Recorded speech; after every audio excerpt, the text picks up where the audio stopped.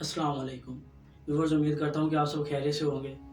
आज जो हम आपसे ज़िक्र करेंगे वो हज़रत मूसा अलैहिस्सलाम की पैदाइश का वाक़या है। फ़िरौन कौन था? हज़रत मूसा अलैहिस्सलाम के दौर में जितने भी मिस्री बादशाह गुज़रे हैं उन सबको फ़िरौन कहा जाता है। मैक्सिमम तकरीबन 18 से 19 फ़िरौन जो हैं वो गुज़रे हैं। हज़रत यूसुफ़ अलैहिस्सलाम के दौर में जो फ़िरौन था उसका नाम अख़नातून बताया जाता है। सो नाज़रीन, हज़रत मूसा अलैहिस्सलाम की जो पैदाइश का वाक़या है वो यूँ इस तरह है कि एक दफ़ा फ़िरौन ने रात को ख्वाब देखा कि आसमान से एक तारा टूटा और उसकी गोद में या उसके महल पर आकर गिरा और उसने उसके पूरे महल को आग लगा दी, यानी जलाकर राख कर दिया। अब वो जो मिस्री बादशाह यानी वो फिर जो फ़िरौन था वो ये वाक़या सुनकर बहुत परेशान हुआ। जब उसने ये ख्वाब देखा तो उसने मिस्र के बड़े बड़े नजूमी, बड़े बड़े जो मुअब्बिर थे, पाए के मुअब्बिर थे, उनको बुलाया और उनसे अपना ख्वाब शेयर किया। अब कुछ लोगों ने अपनी राय दी, जो मिस्र के बड़े पाए के मुअब्बिर थे उन्होंने कहा कि बनी इसराइल में एक बच्चा पैदा होगा जो कि तुम्हारी सल्तनत का तख्ता उलट कर रख देगा। अब फ़िरौन को इस बात की बड़ी परेशानी हुई और उसे अपनी सल्तनत की फ़िक्र लाहक हुई। उसने ऐलान करवाया कि जितने भी लड़के पैदा होंगे उन सबको कत्ल कर दिया जाए। इस बदबख्त ने इसी साल तकरीबन 12,000 बच्चों का कत्लेआम करवाया। तो कुछ अरसा गुजरने के बाद मुअब्बिरों ने, कुछ उनके वज़ीरों ने फ़िरौन को मशवरा दिया कि अगर तुम इसी तादाद में बच्चे मरवाते रहोगे तो तुम किस पर हुक्मरानी करोगे? कौन तुम्हारा ताबे होगा? तुम्हारी सल्तनत का कौन सिपाही तुम किस पर हुक्मरानी करोगे? तो फ़िरौन ने कुछ इस पर सोचा तो उसने ऐलान किया कि 1 साल बच्चों को मारा जाएगा और 1 साल बच्चों को जो है वो नहीं मारा जाएगा। अब अल्लाह की करनी ऐसे हुई कि जिस साल हज़रत मूसा अलैहिस्सलाम पैदा हुए वो साल बच्चों का कत्लेआम करने का था। तो अल्लाह ताला ने जब हज़रत मूसा अलैहिस्सलाम की पैदाइश का वक़्त करीब आया तो हज़रत मूसा अलैहिस्सलाम की जो वालिदा थी उन्होंने एक गार में पनाह ली और हज़रत मूसा अलैहिस्सलाम को वहाँ पर जन्म दिया। अब जब हज़रत मूसा अलैहिस्सलाम की पैदाइश हो गई तो उसे उसकी फ़िक्र लाहक हो गई कि ये साल जो चल रहा है ये तो साल बच्चों का कत्लेआम करवाने का है, तो फ़िरौन तो इसे मरवा देगा। तो अल्लाह ताला ने हज़रत मूसा अलैहिस्सलाम की वालिदा के दिल में ये बात डाली कि आप इस बच्चे को एक संदूकचे में बंद करके दरिया में बहा दें। अब वो एक माँ थी, ये बड़ा मुश्किल था उनके लिए, लेकिन इसके अलावा उन्हें कोई अपने बच्चे की निजात का ज़रिया भी नज़र ना आया। सो उन्होंने क्या किया कि एक संदूकचा लिया लकड़ी का और उसमें हज़रत मूसा अलैहिस्सलाम को रखा और दरिया में बहा दिया। और साथ ही अपनी बड़ी बेटी हज़रत मूसा अलैहिस्सलाम की जो बड़ी सिस्टर थी उनसे कहने लगे कि बेटा जाओ और देखो कि ये संदूकचा कहाँ जाता है। इत्तेफाकन वो संदूकचा चलता चलता फ़िरौन के बागीचे के पास किनारे पर आके लग गया। शाम का वक्त हुआ तो फ़िरौन की जो बीवी थी वो अपनी कुछ कनीज़ों के साथ यहाँ पर आई। वो शाम को वहाँ पर चलने फिरने के लिए बागीचे में आया करती थी। तो उसकी नौकरानी ने एक ने उससे बताया कि एक संदूकचा है जिसमें न जाने क्या चीज़ है, वो संदूकचा आपके बगीचे के करीब है।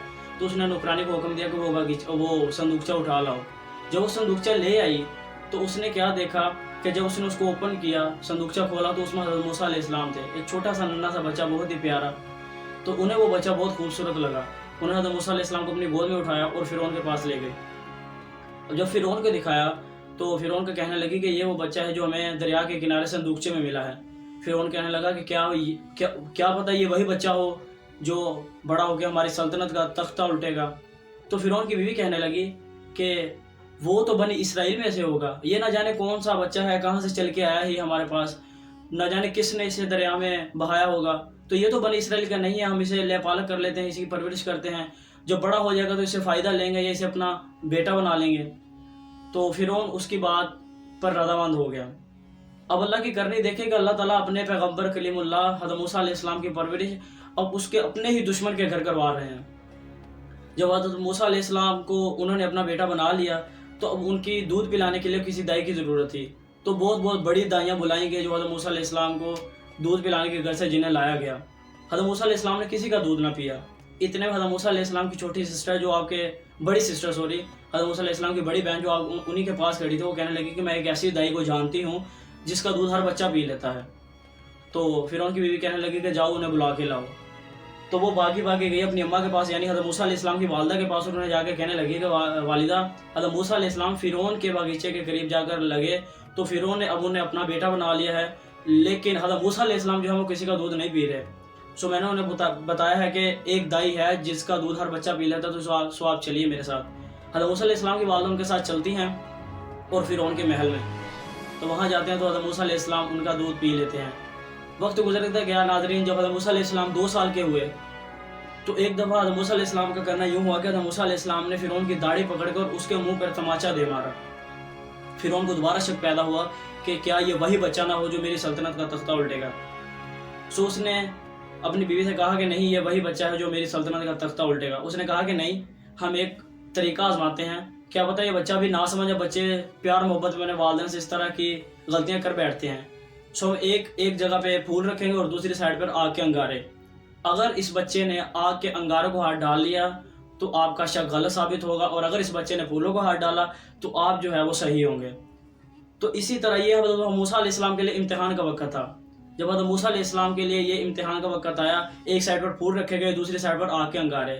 حضرت موسیٰ علیہ السلام نے اپنا ہاتھ پھولوں کی طرف بڑھایا، لیکن حضرت جبرائیل علیہ السلام اسی وقت نازل ہوئے اور آپ علیہ السلام کا ہاتھ پکڑ کر آگ کے انگاروں کی طرف کر دیا. حضرت موسیٰ علیہ السلام نے ایک آگ کا انگارہ اٹھایا اور اپنے منہ میں رکھ لیا، جس کی وجہ سے آپ کا منہ مبارک جل گیا اور ساری زندگی اس کے اثرات آپ کی زبان پر رہے.